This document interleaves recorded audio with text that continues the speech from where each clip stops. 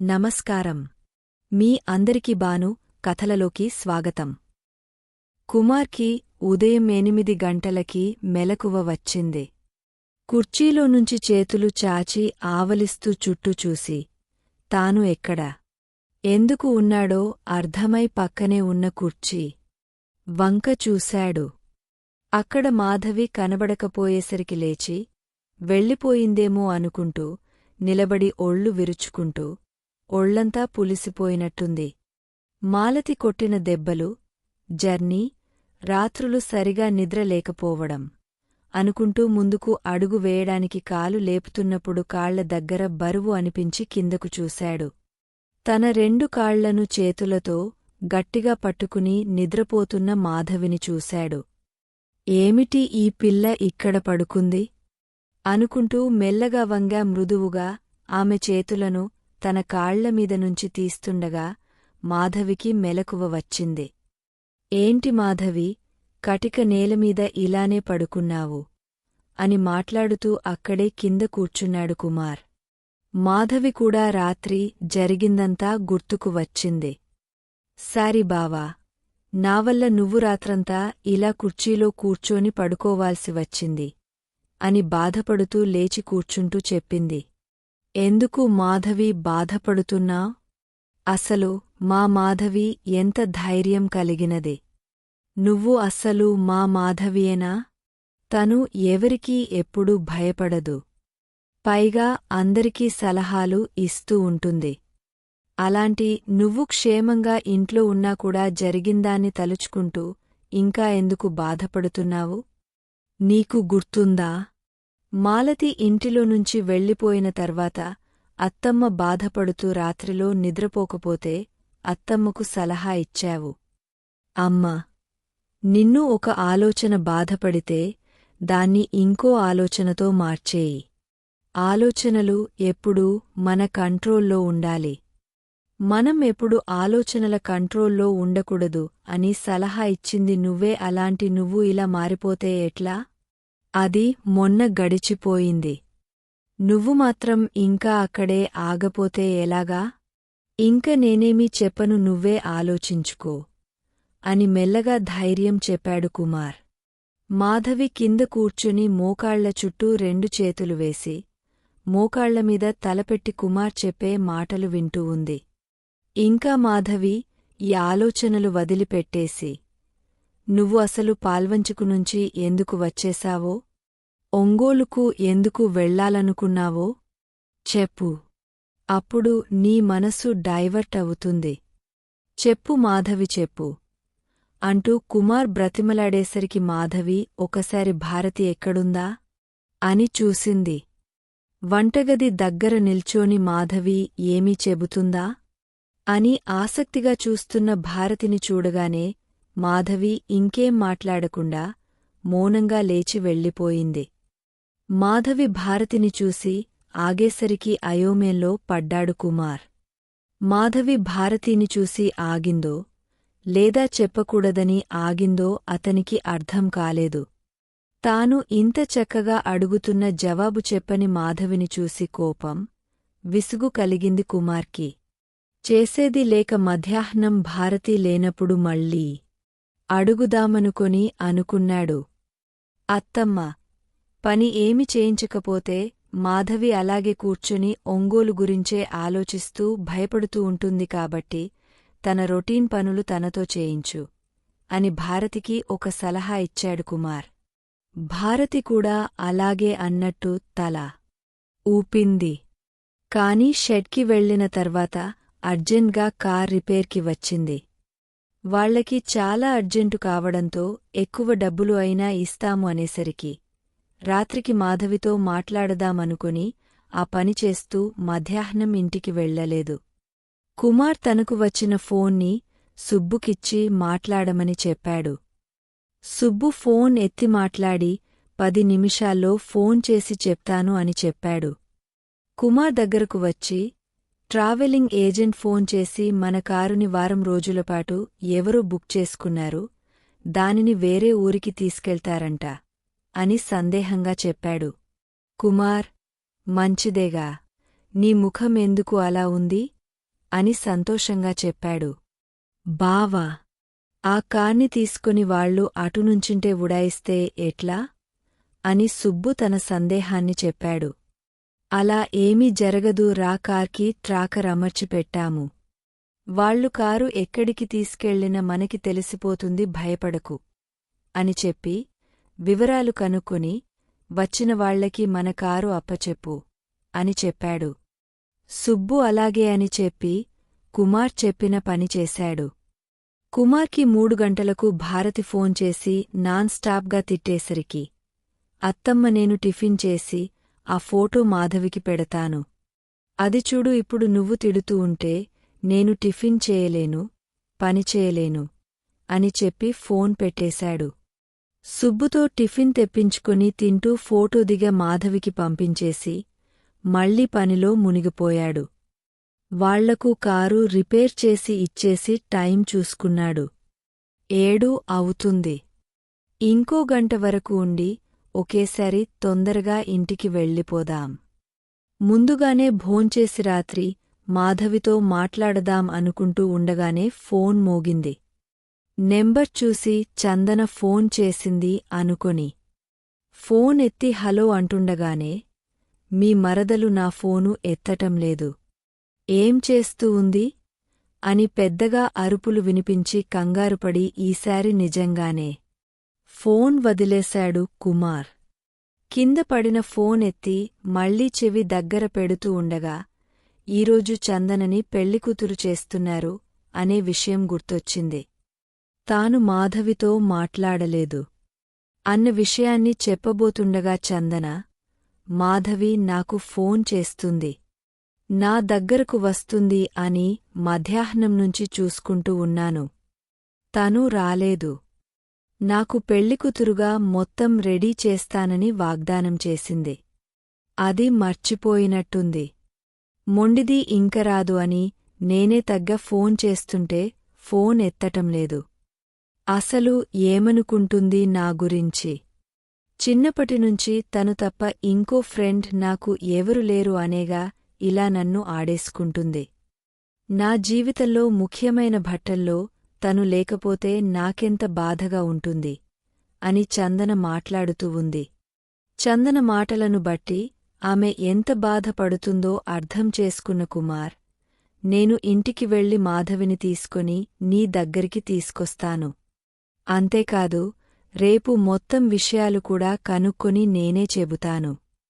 ఒక్క పావుగంట నాకు టైం ఇవ్వమ్మా అని చెప్పి ఫోన్ పెట్టేసి సుబ్బుకు షెడ్ కట్టేసి వెళ్ళమని చెప్పి బైక్లో ఇంటికి బయలుదేరాడు. ఇంటికి వెళ్లిన తర్వాత దిగాలుగా ఉన్న మాధవిని చూసి ఏం మాట్లాడకుండా లోపలికి వెళ్ళి, తన ఫోన్ ఎక్కడ ఉందా అని వెతికి ఫోన్ తీసుకొచ్చి తన ఎదురుగా పెట్టాడు. కుమార్ ఫోన్ ఎందుకు పెడుతున్నాడో తెలియకపోయినా ఫోన్ వంక చూసింది మాధవి. అందులో చందనవి దాదాపు 20 పైగా మిస్డ్ కాల్ ఉన్నాయి.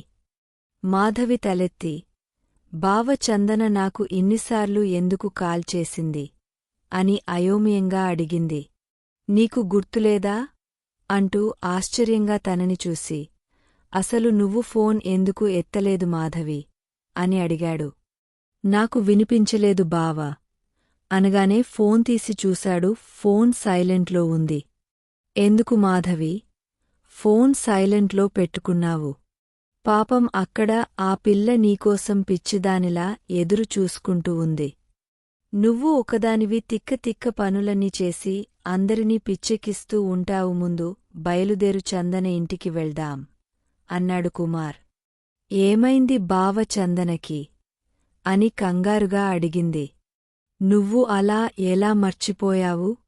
ఇవాళ తనని పెళ్లికూతురు చేస్తున్నారని మొన్నే చెప్పిందిగా అన్నాడు కుమార్. అయ్యో అని తల కొట్టుకుని, మర్చిపోయాను బావా, 7 గంటలకు ముహూర్తమని చెప్పింది. నేను ముందే వచ్చి తనని రెడీ చేస్తాను అని పాల్వంచలోనే మాట ఇచ్చాను. ఇప్పుడే టైం 7 దాటిపోయిందిగా అని బాధపడింది. ఏం పరవాలేదు, తను నిన్ను తీసుకురమ్మని నాకు ఫోన్ చేసింది. తొందరగా రెడీ అవ్వు, వెళ్దాం అనగానే మాధవి గబగబా బయటికి వచ్చి చెప్పులేసుకుంది. ఏంటి ఇలాగే వచ్చేస్తావా? నీ అవతారం చూసావా? ఎలా ఉన్నావో? ముందు చక్కగా జడేసుకుని మంచి డ్రెస్ వేసుకొని రాపో అని కసరాడు కుమార్. అవన్నీ చేసేసరికి ఇంకా ఆలస్యం అవుతుందేమో బావా? అంది మాధవి. ఇప్పటివరకు ఖాళీగా కూర్చుని ఇలా పిచ్చిదానిలా వచ్చేస్తావా? తొందరగా రెడీ అవ్వు అనేసరికి 15 నిమిషాల్లో రెడీ అయిపోయి గబగబా బయటికి వచ్చింది మాధవి. అప్పటికే కుమార్ భారతికి విషయం చెప్పాడు. ఆటో కోసం చూస్తూ ఉంటే, బావ ఇప్పుడు ఆటో ఎక్కను, నీ బైక్ మీదే వస్తాను అని చెప్పేసరికి బైక్ ఎక్కించుకొని 5 నిమిషాల్లో చందన ఇంటి ముందు దింపాడు. మాధవి ఇక్కడ కార్యక్రమం అయిపోయిన వెంటనే మళ్ళీ ఫోన్ చేస్తే నేనే వచ్చి తీసుకెళ్తాను అని చెప్పి వెళ్లబోతుండగా బయట వచ్చిన బంధువుల్ని ఆహ్వానిస్తున్న ఈశ్వర్ చూసి కుమార్ని లోపలికి రమ్మని పిలిచాడు. మొహమాటంతో కుమార్ ఎంత వారించినా వినకుండా కుమార్ లోపలికి చేయి పట్టుకుని లాక్కొచ్చినట్టు తీసుకొచ్చాడు. లోపల లాన్లో స్టేజ్ కట్టి ఉంది. అక్కడ కుందనపు బొమ్మలాగా చందన రెడీ అయి కూర్చుని ఉంది. బంధువులందరూ స్టేజీ ఎక్కి దిగుతూ ఆమె తలపై అక్షింతలు చెల్లి ఆశీర్వదిస్తున్నారు. మాధవి చందనను చూడగానే దిగులుపోయి మొహంలో కొత్త కళ వచ్చింది. గబగబా అడుగులు వేస్తూ చందన దగ్గరకు వెళ్ళింది. చందన మాధవిని చూడగానే కోపం, సంతోషం, బాధ అన్నీ తన మొహంలో పలికిస్తూ పైకి రమ్మని సైగ చేసింది. కుమార్ వాళ్లకి దూరంగా చివర కుర్చీలో కూర్చుని మాధవిని, చందనను చూసుకుంటూ కూర్చున్నాడు. మాధవి స్టేజిమీద వెళ్లగానే చందన లేచి, నీకు నేనంటే ఇష్టంలేదు, అందుకే రాలేదు, ఫోన్ చేసినా ఎత్తలేదు, కాని నువ్వంటే నాకే ఇష్టం, నీకు నేనంటే అస్సలు ఇష్టంలేదు, నిన్ను చంపేసేయాలి, అంత కోపమున్నా కూడా నేనే తగ్గా, మీ బావకు ఫోన్ చేసి మరీ నిన్ను పిలిపించుకున్నాను, నిన్ను కొట్టేయాలి అసలు. చందన ఇది చందన అది అంటూ ఎప్పుడు నా పాటే పాడుతూ నా చుట్టూ ఉండేదానివి, అసలు ఇప్పుడు ఎంత దూరం అయిపోయావు అని మాట్లాడుతూనే మాధవిని గట్టిగా హత్తుకుంది చందన. చందన కోగలిలో ఎంతో ప్రేమ ఆప్యాయత కనిపించేసరికి తానున్న పరిస్థితి గుర్తొచ్చి తనని ఇంకా గట్టిగా పట్టుకుని బోరున ఏడ్చింది మాధవి. ఈ మధ్య మాధవి నీళ్ల కుళాయి నెత్తిమీద పెట్టుకున్నట్టు ఎప్పుడు పడితే అప్పుడు తిప్పేసి నా ప్రాణాలు తోడేస్తుంది అనుకుంటూ అటే చూస్తున్నాడు కుమార్. మాధవి అలా ఏడవగానే చందన ఆశ్చర్యపోయింది. తను అలా ఏడవటం, తన ఒళ్లంతా చల్లబడి ఉండడం, ముఖం అంతా పీక్కుని ఉండడంతో ఏదో జరిగిందని అర్థమైంది చందనాకి. ఏమైంది అని కంగారుగా అడుగుతూ ఉంటే వచ్చిన బంధువులందరూ కుర్చీలో కూర్చోమని చెప్పగానే మాధవి చేయి పట్టుకుని కుర్చీలో మౌనంగా కూర్చుంది. వచ్చిన వాళ్లని నవ్వుతూ పలకరిస్తూ మధ్యలో మాధవిని చూసుకుంటూ, ఏమైంది మాధవి అని పదే అడిగింది. ఈ సంతోష సమయంలో జరిగిన సోది మొత్తం ఎందుకు చెప్పాలి అనుకుంది మాధవి. రేపు మధ్యాహ్నం నేనే మీ ఇంటికి వస్తాను, అక్కడ అన్ని వివరాలు చెబుతాను. ఈరోజు రాత్రి నీకు నిద్ర పట్టదని నాకు తెలుసు, ఏమీ పర్వాలేదు, ఇవాళ ఎలాగోలా కళ్ళు మూసుకొని నిద్రపో, రేపు వచ్చి చెబుతాను అని మాధవి చెప్పింది. ఆలస్యంగా వచ్చినందుకు ఫంక్షన్ అయ్యేంతవరకు ఉంది మాధవి. ఇటు చందనని చూసుకుంటూ అటు కుమార్ని చూసుకుంటూ స్టేజిమీదే ఉండిపోయింది. మాధవి ముఖంలో దిగులు తగ్గేసరికి కుమార్ కూడా రమ్మని పిలవలేదు. మధ్యలో ఒకసారి కుమార్కి ఫోన్ వచ్చి పక్కకెళ్ళి మాట్లాడి వచ్చేసరికి తనకోసమే స్టేజి ముందుకు వచ్చి తననే వెతుకుతూ స్టేజి దిగబోతున్న మాధవిని చూసి మనసు ఒక రకంగా స్పందిస్తుంటే తన ఇక్కడ ఉన్నట్టు చేత్తో సైగ చేశాడు కుమార్. ఫంక్షన్ అయిపోయిన తర్వాత, బంధువులందరూ వెళ్ళిపోయిన తర్వాత చందన మాధవితో కలిసి భోజనం చేసింది. కుమార్ ఎంత మొహమాటపడినా ఈశ్వర్ తన పక్కన కూర్చోబెట్టుకుని మరి భోజనం పెట్టారు. ఈసారి పెళ్లికి ఇలా వస్తే కుదరదని కమల, ఈశ్వర్ కుమార్ని మాధవిని బెదిరించినట్టే మాట్లాడేసరికి అందర్నీ తీసుకుని తొందరగా వస్తానని మాట ఇచ్చి మాధవిని తీసుకుని ఇంటికి బయలుదేరాడు కుమార్. ఆ రోజు రాత్రి తన చుట్టూ పరిస్థితి మారడంతో మాధవి కూడా ప్రశాంతంగా నిద్రపోయింది. మరుసటి రోజు మధ్యాహ్నం కుమార్ ఇంటికి వచ్చి భోజనం చేసిన తర్వాత భారతి పనుందని బయటకు వెళ్లబోయింది. ఎక్కడి అని కుమార్ ఆపాడు. ఏరా, నేను కూడా నీకు చెప్తేగాని నన్ను ఇంట్లోనుంచి బయటికి పంపించవా అని తిట్టింది. ఎంత తిట్టినా కుమార్లో కదలికలు లేకపోయేసరికి వీధి చివర ఉన్న సావిత్రి బట్టలు కుడుతుంది. తను జాకెట్లకి హెమ్మింగ్ చేసి ఇవ్వమని కోరింది. ఎలాగో ఇప్పుడు మిషన్ కుట్టడం లేదు, అదైనా చేద్దాము అని ఆమెతో మాట్లాడడానికి వెళుతున్నాను. ఇప్పుడైనా వెళ్ళిరానా అని అడిగింది భారతి. నువ్వు కావాలంటే ఎంతసేపైనా ఎవరి ఇంటికి వెళ్ళి అయినా మాట్లాడు అత్తమ్మా, కాని నువ్వు ఇంకేం పని చేయాల్సిన అవసరం లేదు అని ఖచ్చితంగా చెప్పాడు కుమార్. ఇది మిషన్ తొక్కడం కాదురా, కూర్చుని మామూలుగా హెమ్మింగ్ చేయడమే. ఖాళీగా కూర్చుని విసుగు పుడుతుంది. నా చేత ఇంటి పని చేయించొద్దని మాలతికి మాధవికి గట్టిగా వార్నింగ్ ఇచ్చావు. ఇంకా నేనేం చేయను, ఇదేనా కుట్టుకుంటూ ఉంటాను అని కుమార్ కంటే గట్టిగా చెప్పి సావిత్రి ఇంటికి బయలుదేరింది భారతి. కుమార్ షెడ్ వెళ్లిన తర్వాత తాను చందన ఇంటికి వెళ్దామని గదిలో అమ్మ మంచంమీద కూర్చుని ఆలోచిస్తున్నా మాధవి గది లోపలకు అడుగుపెట్టాడు కుమార్. ఒంటరిగా ఉన్నప్పుడు కాదు కదా, భారతి ఉన్నప్పుడు కూడా ఎప్పుడూ లోపలికి రాని కుమార్ అలా వచ్చేసరికి ఆశ్చర్యంగా తల ఎత్తి చూసింది మాధవి. నువ్వు అలా ఆశ్చర్యంగా, అనుమానంగా చూడాల్సిన అవసరం లేదు. నువ్వు పాల్వంచనుంచి ఎందుకు వచ్చేశావో, ఒంగోలుకి ఎందుకు వెళ్లాలనుకున్నావో ఇప్పుడు నాకు తెలియాల్సిందే అని కుమార్ గట్టిగా అన్నాడు. ఇప్పుడు చెప్పాలా, చందనకు చెప్పిన తర్వాత చెప్పాలా అని ఆలోచిస్తూ కుమార్ వంక చూసేసరికి కుమార్ అక్కడే ఆగకుండా మెల్లగా తన వైపే నడుస్తూ రావడం గమనించి కళ్ళు పెద్దవి చేసుకుని కుమార్ వంకే చూస్తూ ఉండిపోయింది. ఇంతకీ నీ అంతట నువ్వు చెబుతావా, బలవంతంగా నేను చెప్పించనా అని కుమార్ నవ్వుతూ అన్నాడు. ముందే చెప్పడానికి డిసైడ్ అయిన మాధవి తనతో బలవంతంగా ఎలా చెప్పిస్తాడో చూద్దామనుకుంది. నేను చెప్పను, ఇక్కడ ఉన్నది మాధవి. నువ్వు ఎలా చెప్పిస్తావు నాతో, చెప్పించు చూద్దాం అని మొండిగా జవాబు చెప్పింది. కుమార్ మెల్లగా ఒక్కొక్క అడుగు ముందుకు వేసుకుంటూ వస్తూ, హలో మేడం, ఇక్కడ ఉన్నది మాధవి అయితే నువ్వు గ్రహించాల్సింది ఒకటి ఉంది, ఇక్కడ ఉన్నది కుమార్, నీ బావ కుమార్. నీతో ఎలా చెప్పించాలో నాకు బ్రహ్మాండంగా తెలుసు.